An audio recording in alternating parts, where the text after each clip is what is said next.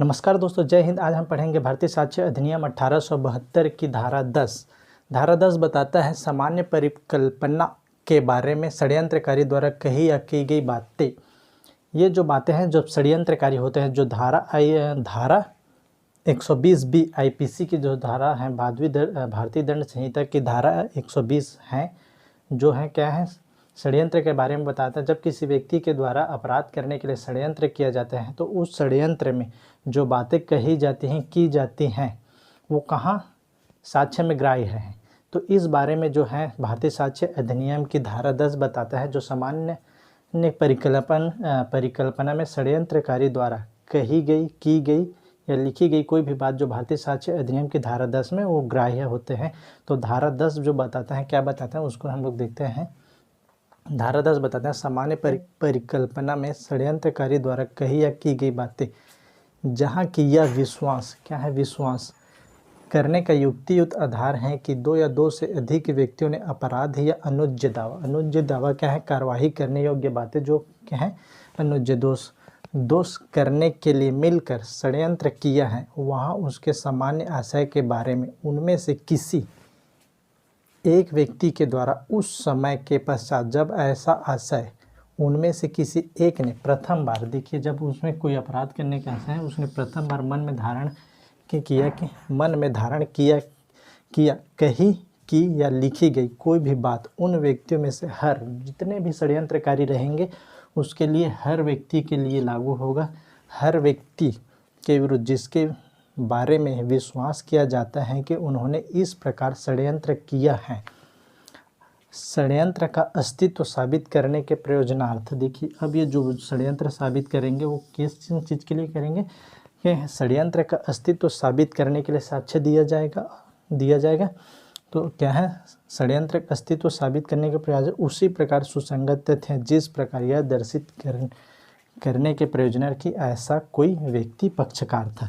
तो जो धारा 120 भी जो अपराध है, जब उसको षड्यंत्र के लिए साक्ष्य में ग्राह्य किएंगे किसी व्यक्ति, तो दो चीज़ों के लिए साक्ष्य में ग्राह्य किया जाएगा। एक क्या चीज़ के लिए दिया जाएगा, षड्यंत्र को साबित करेंगे कि वो उसमें षड्यंत्र हुआ था, उसके बारे में साक्ष्य दिया जाएगा। और दूसरा क्या है कि ऐसा व्यक्ति जो उस षड्यंत्र का पक्षकार था, इसके बारे में साक्ष्य दिया जाएगा। जो है भारतीय दंड संहिता की धारा 120B, जब कोई षड्यंत्र किया जाता है, षड्यंत्र क्या है, जब दो या दो से अधिक व्यक्तियों ने कोई मिलकर कोई अपराध करने का षड्यंत्र अवैध साधनों द्वारा किया गया है, क्या है, वो षड्यंत्र है। 120B में इसकी जो है 120A में परिभाषा दिया गया और 120B में उसके दंड के प्रावधान क्या है, षड्यंत्र।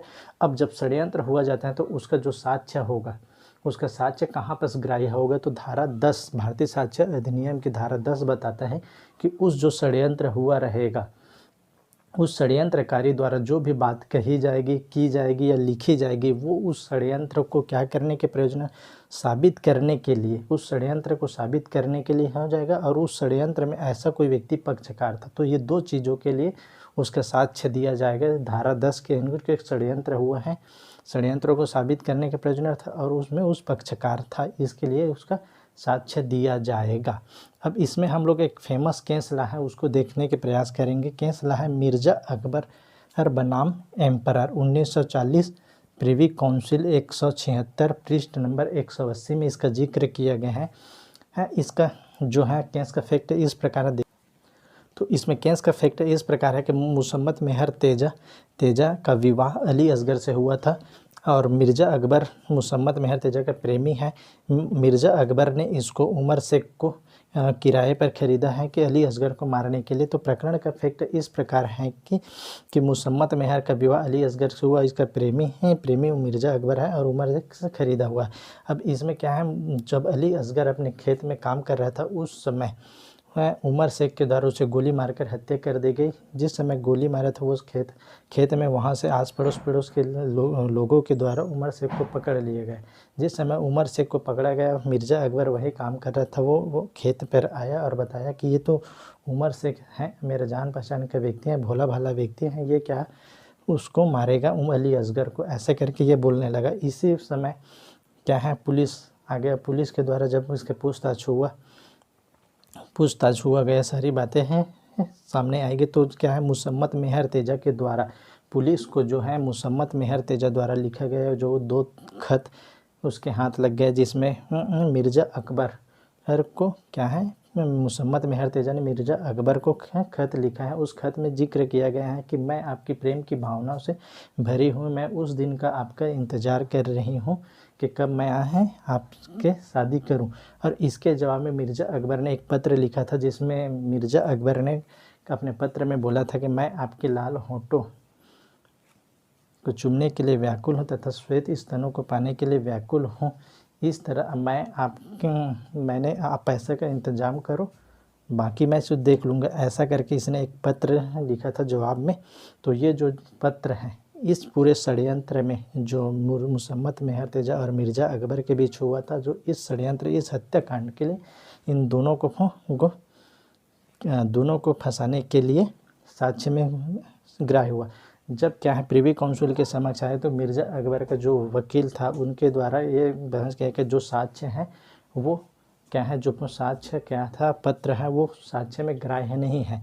तो जो प्रिवी काउंसिल ने न्यायाधीश है उन्होंने बताया कि जो पत्र व्यवहार हुआ है वो षड्यंत्र का भाग होने के नाते धारा 10 के अंतर्गत सामान्य परिकलन षड्यंत्र द्वारा कही गई या की गई लिखी गई बात होने के कारण वो साक्ष्य में ग्राह्य है।